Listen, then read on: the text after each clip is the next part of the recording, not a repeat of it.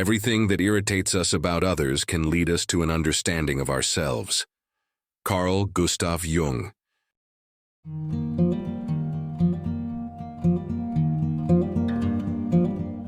Have you ever felt haunted by a ghost you've never met? A phantom that lives not in your house but in the history of the person you love. Have you ever found yourself scrolling, almost compulsively, through their old photos, digging for clues in a past that doesn't belong to you?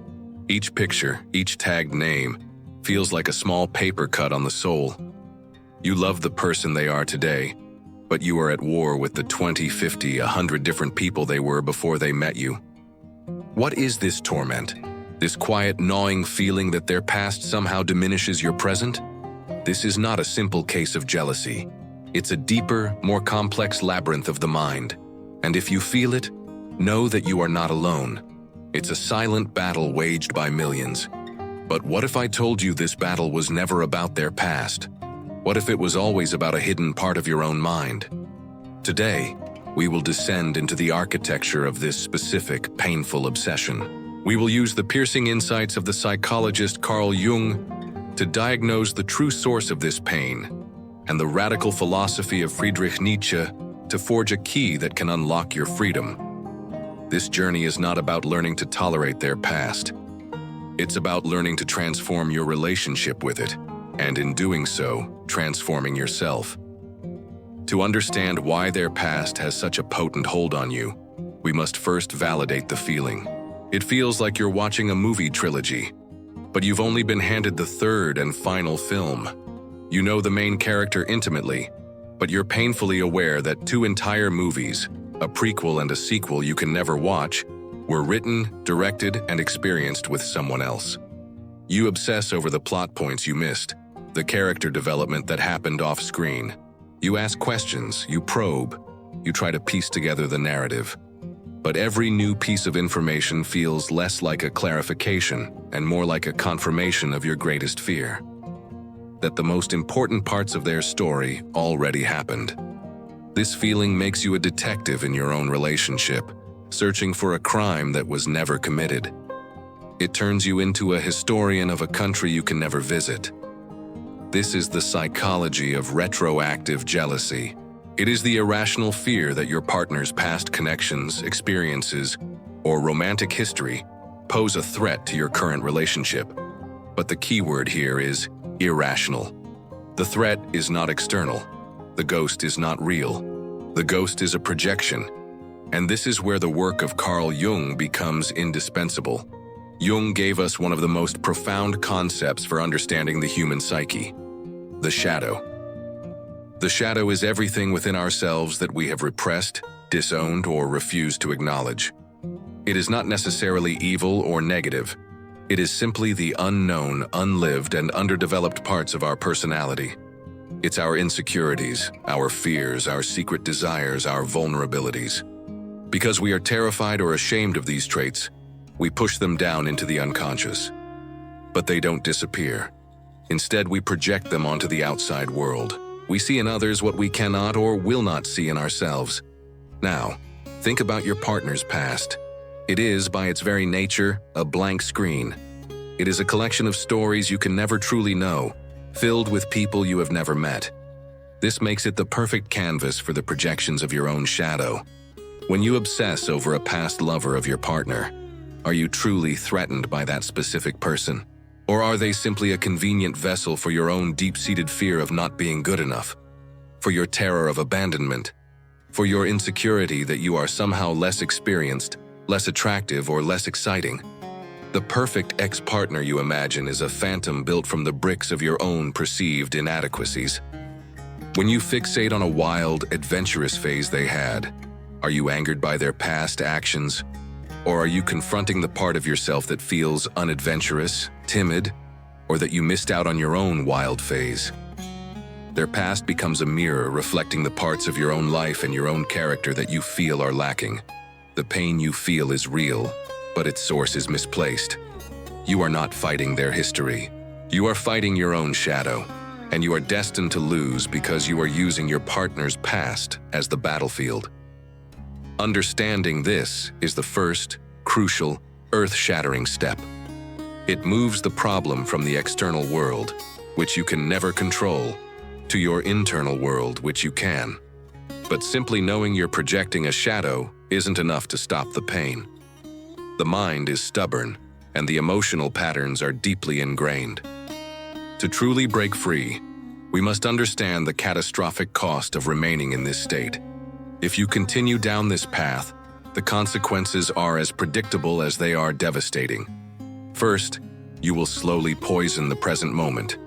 Every dinner date, every shared laugh, every moment of intimacy will be tainted by a silent "what if" or "I wonder if." The present becomes a fragile bridge, and you are constantly underneath it, checking for cracks and listening for echoes of the past. You are physically with your partner, but mentally you are in a time machine, revisiting scenes you never witnessed. Love cannot survive in a divided timeline. Second, you will transform from a partner into an interrogator. Your questions will stop being about connection and start being about investigation. Your desire for intimacy will be replaced by a need for information, for reassurance, for a new detail that can either calm your anxiety or confirm your fears. This turns the sacred space of the relationship into a courtroom, and you place your partner on the stand again and again, forcing them to defend a life they lived before they even knew you. No love can withstand constant interrogation. Third, and most tragically, you will become the architect of your own lonely reality. By constantly focusing on the threat of a past love, you will inadvertently push away the present love. Your partner, exhausted from being compared to ghosts and from having their history used as a weapon, will begin to withdraw. The connection will thin, the intimacy will fade, and in your desperate attempt to avoid being abandoned for the memory of someone else, you will create the very emotional abandonment you feared. You will be left alone, not because of their past, but because you refuse to live in the present. This is the dead end of retroactive jealousy. It's a self-fulfilling prophecy of misery. But there is another path, a more difficult but ultimately liberating one. It requires a radical shift in perspective, one beautifully captured by the philosopher Friedrich Nietzsche. Nietzsche gave the world a concept so powerful, so challenging, it can feel almost impossible at first glance. Amor Fati. It is a Latin phrase that translates to love of one's fate. For Nietzsche, this was the ultimate formula for a great life. It doesn't mean passive acceptance or resignation. It means to actively love everything that has ever happened in your life. The good, the bad, the beautiful, the ugly, the triumphant, the painful. To not just bear what is necessary, but to love it. Now, how does this apply to the person you love? It means this: you cannot cherry-pick a person. You cannot say, "I love you, but I hate the experiences that made you." You cannot say, "I want your strength, but not the suffering that forged it." "I want your wisdom, but not the mistakes that taught it." "I want your tenderness, but not the heartbreaks that softened you." To truly love a person is to love the totality of their existence. It is to look at their entire timeline, every perceived flaw, every wrong turn, every scar, every ghost in their history, and say, "Yes, all of it. That is the person I love. I will it all to be so." I would not change a thing, because to change any single element would be to risk creating a different person. And it is this person, the one standing before me now, that I choose. This is the turning point. You shift from being a critic of their past to an affirmer of their reality. You understand that every person they dated, every mistake they made, every tear they shed was a necessary stepping stone on the path that, for better or worse, led them to you. Their past is not a threat to your present. It was the brutal, messy, imperfect training ground that prepared them for the love you now share. When you find your mind drifting to a past lover, instead of asking, "What did they have that I don't?" you practice Amor Fati by asking, "What did that experience teach my partner that allows us to be stronger today?" Perhaps a past failure in communication taught them the importance of honesty. Perhaps a painful breakup taught them to value the stability you now offer. You begin to see their history, not as a series of romantic dalliances, but as a curriculum. They were in school, learning the lessons they needed to learn to eventually graduate into the relationship they have with you. This is the profound reframe. Their past stops being a source of your insecurity and becomes a source of your gratitude. But how do we make this philosophy a practical reality? The application of Amor Fati is not a one-time decision. It is a daily practice and internal discipline. It is the work of an architect of the mind. First, you must relentlessly practice the Stoic principle of the dichotomy of control. The Greek philosopher Epictetus taught that some things are up to us and some things are not. Your partner's past is emphatically not up to you. You cannot change it. You cannot edit it. You cannot delete it. To spend your mental and emotional energy trying to fight a battle with an unchangeable reality is, by definition, insanity. It is like punching the ocean. The only thing that is up to you is your response to that reality. You can control your thoughts about it. You can control your questions. You can control whether you choose to focus on the ghosts or on the person in front of you. Every time the obsession arises, you must consciously label it. This is a thought about something I cannot control. It is therefore a waste of my power. Then you must pivot your focus to what you can control. What can I do right now to make my partner feel loved? What can I do to build a more beautiful present moment? You are shifting from historian to architect. Second, you must consciously and deliberately starve the ghosts. Ghosts are made of thought and attention. When you stop feeding them, they wither and die. This means you must impose a strict discipline on your own behavior. No more late-night scrolling through old photos. No more asking leading questions designed to extract details about the past. You must recognize that every time you engage in this behavior, you are not finding answers. You are pouring gasoline on your own anxiety. You are giving the shadow more power. You have to make a pact with yourself to stop. This will be incredibly difficult at first. Your mind will scream for its habitual fix of anxiety. But you must hold the line, understanding that your short-term discomfort is the price of your long-term freedom. Finally, you must actively create a new, more powerful future. The best way to make the past seem insignificant is to build a present and future that is overwhelmingly vibrant and meaningful. Double down on your shared goals, your adventures, your rituals, your intimacy. Build a library of new memories so vast and beautiful that the old ones, by comparison, become dusty, small, and irrelevant.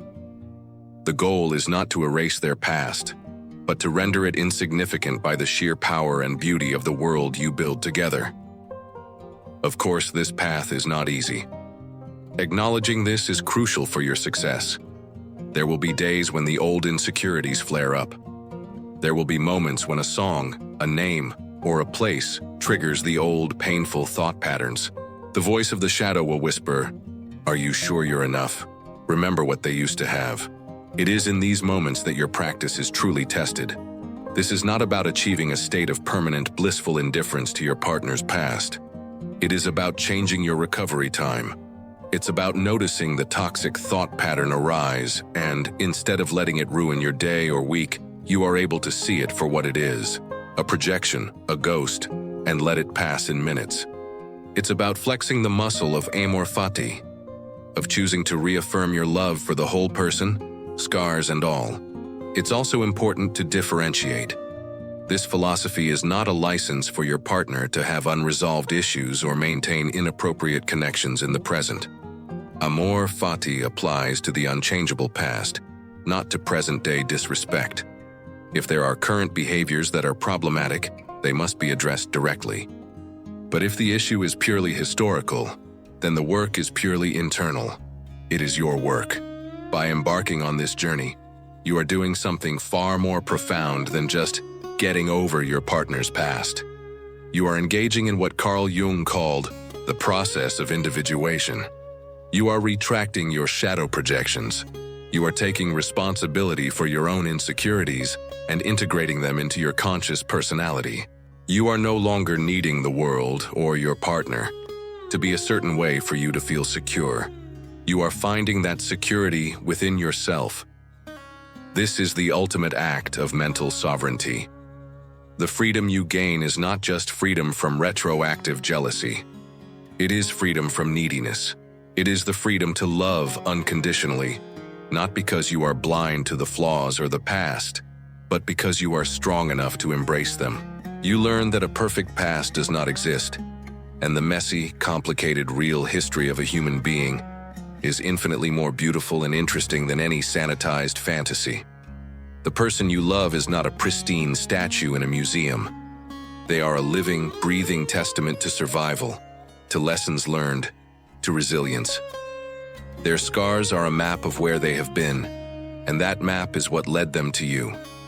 To love them is to honor the entire journey. If these explorations into the architecture of your mind resonate with you, ensure you subscribe and click the notification bell so you don't miss our future deep dives. We are dedicated to providing the tools you need to build a more resilient and examined life. And now, we turn the final step over to you. The insights are meaningless without action.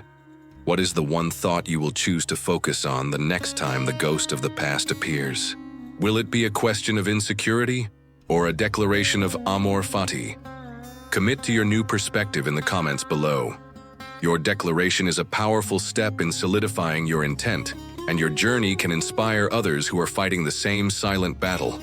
You stand at a crossroads. Down one path lies the endless looping corridor of suspicion, of fighting ghosts, of poisoning your present with a past you cannot change. Down the other lies a more difficult terrain, one that requires introspection, courage, and the radical acceptance of reality. But this second path leads to a place of profound strength, unshakable security, and a love that is deep enough to embrace the totality of another human being. The choice is, and always has been, yours. Stop fighting the ghosts of yesterday. Become the architect of tomorrow. The love you build will be infinitely stronger for it.